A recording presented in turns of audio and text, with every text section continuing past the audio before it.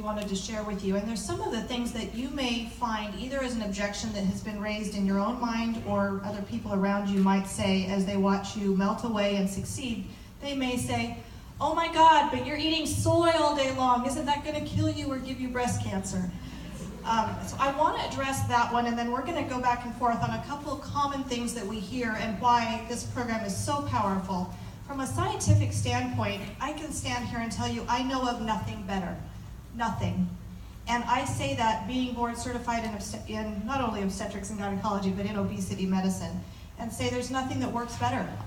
So when we look at the rationale behind some of the pieces of our program, let's talk about soy for a minute.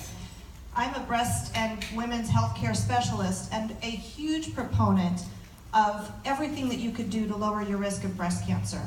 But what I want to tell you about soy and breast cancer is, first off, I brought with me the printout from the American Cancer Society about breast cancer. If you go to their front page, I want to tell you what it really says. Because so many times, people around us, how many of you have phenomenally well-meaning people in your life who are full of crap? Right? Sorry for the words in the family-oriented event. But really, seriously, full of it. And the thing is they are the self-proclaimed health expert, and they will tell you, oh my goodness, soy is going to kill you. Well, let me tell you, we're almost all, literally I have found nothing except from this source, all of the anti-soy rhetoric comes from in our society. There is a very large group that happens to be called the Weston Price Foundation. A lot of what they say is truthful, a lot of what they say is not. Who funds them? Our beef and dairy industry.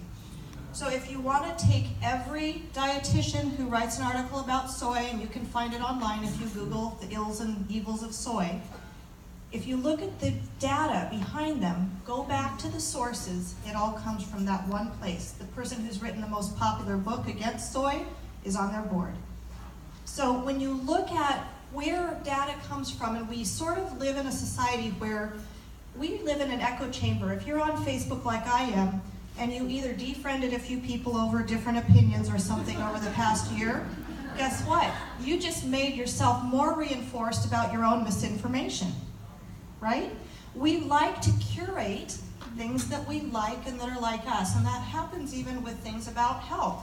So with the naysayers around soy, they're echoing things that all look like they're coming from this one source.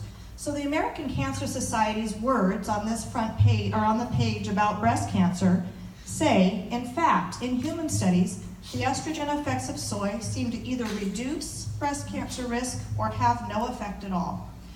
That has been reiterated again by a study that came out in March that actually showed that eating soy might lower your risk of dying from all causes if you had breast cancer, especially in the breast cancers that are negative for estrogen receptors.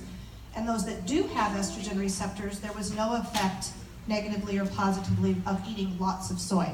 So all I can say is you heard it from the horse's mouth, not a Weston Price person, and there's no ill effects. You're okay, however much soy you eat. And even on our program, if you eat a lot of soy, you're still not at the level of an Asian diet where breast cancer rates are really low.